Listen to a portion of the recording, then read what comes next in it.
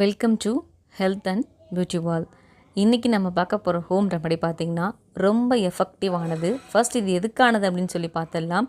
இது பார்த்திங்கன்னா உங்களுக்கு வறட்டு இருமல், தொடர் இருமல்லாம் இருந்தது அப்படின்னா இந்த ஒரு ஸ்பூன் நீங்கள் சாப்பிட்டாலே போதுங்க. உங்களோட இருமல் பார்த்திங்கன்னா அப்படியே கண்ட்ரோல் ஆகிரும், கொஞ்சம் கொஞ்சமாக சரியாக ஆரம்பிக்கும். இதை எப்படி சாப்பிட்ணும், இதை எப்படி பயன்படுத்தணும், இதை எப்படி ரெடி பண்ணணும் அப்படிங்கிற எல்லாத்தையுமே இந்த வீடியோவில் பார்க்கலாம் வாங்க.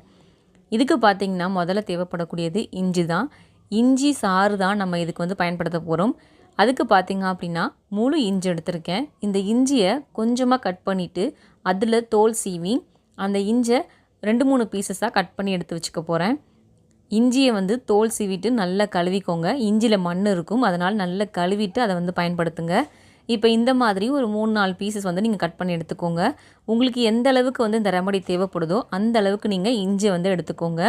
இதுலேருந்து சாறு தான் நம்ம எடுக்க போகிறோம். ஸோ இஞ்சியோட சாறு எந்த அளவுக்கு வேணுமோ அந்த அளவுக்கு நீங்கள் இஞ்சி எடுத்துக்கலாம். அடுத்ததாக பார்த்திங்க அப்படின்னா நம்ம இதில் மிளகு சேர்க்க போகிறோம். மிளகு பார்த்திங்கன்னா ஒரு 10லேருந்து 15 மிளகு இருக்கிற மாதிரி ஆட் பண்ணிக்கோங்க. அடுத்து நம்ம சேர்க்க போகிற பொருள் பார்த்திங்கன்னா கிராம்பு சேர்க்க போகிறோம்.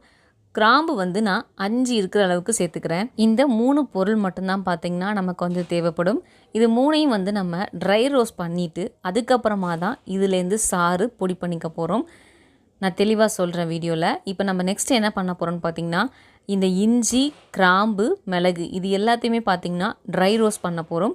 அதுக்காக நான் ஒரு தோசைக்கல் எடுத்திருக்கேன். அந்த தோசைக்கல் மேலே இஞ்சி, இந்த மற்ற பொருட்கள் எல்லாத்தையுமே சேர்த்துருக்கேன். இது நல்லா சூடாக பார்த்திங்கன்னா மிளகு நல்லா வெடிச்சு வரும்.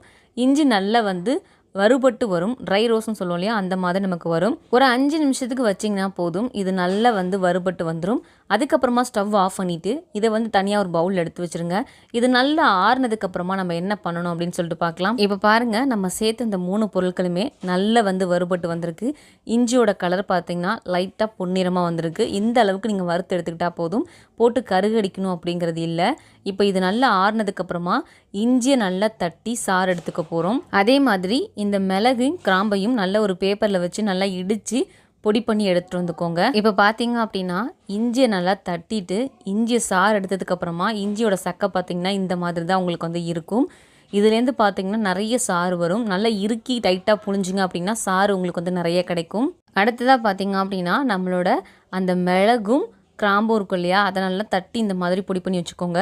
நம்ம கையில் தட்டுறதுனால இந்த அளவுக்கு தான் பொடியாகும். இதுவே பார்த்திங்கன்னா போதுமான அளவாக இருக்கும்.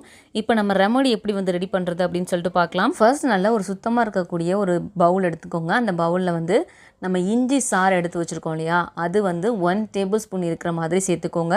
சேர்த்துட்டு இதை நல்லா மிக்ஸ் பண்ணி கொடுத்துட்டு அடுத்ததாக பார்த்திங்கன்னா நம்ம பொடி பண்ணி வச்சுருக்க அந்த கிராம்பு மிளகு பொடியை நம்ம இதில் சேர்க்க போகிறோம். நம்ம எவ்வளோ எடுத்து பொடி பண்ணமோ அதை ஃபுல்லாகவே ஆட் பண்ணிக்கோங்க. நான் இப்போ சொல்கிறது பார்த்திங்கன்னா ஒருத்தருக்கு ஒரு டைம் எடுத்துக்கிறதுக்கான அளவு தான் சொல்லிகிட்ருக்கேன். இது பார்த்திங்கன்னா நமக்கு ஒரு 1/2 டேபிள் ஸ்பூன் இருக்கிற மாதிரி இருக்குது. இதை ஃபுல்லாக ஆட் பண்ணிவிட்டு நல்லா இப்போ மிக்ஸ் பண்ணி எடுத்துக்கலாம். இப்போ நமக்கு இருமலுக்கான ஒரு ரெமடி பார்த்திங்கன்னா ரெடியாக இருக்குது. இதை நீங்கள் எப்போ சாப்பிட்ணும் அப்படின்னு சொல்லிட்டு பார்க்கலாம். இதை பார்த்திங்கன்னா எப்போல்லாம் உங்களுக்கு இருமல் அதிகமாக இருக்கோ அப்போல்லாம் எடுத்துக்கலாம்.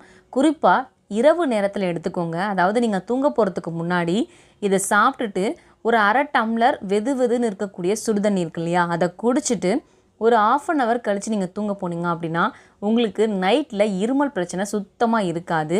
இருமல் பார்த்திங்கன்னா படிப்படியாக குறைய ஆரம்பிக்கும். உங்களுக்கு வறட்டு இருமல் இருந்தது அப்படின்னாலும் தாராளமாக இந்த ரெமடியை பண்ணலாம். வறட்டு இருமல் அதிகமாக இருக்கும்போது பார்த்திங்கன்னா நமக்கு கூடவே தொண்டை வலியும் வலிக்க ஆரம்பிச்சிருங்க.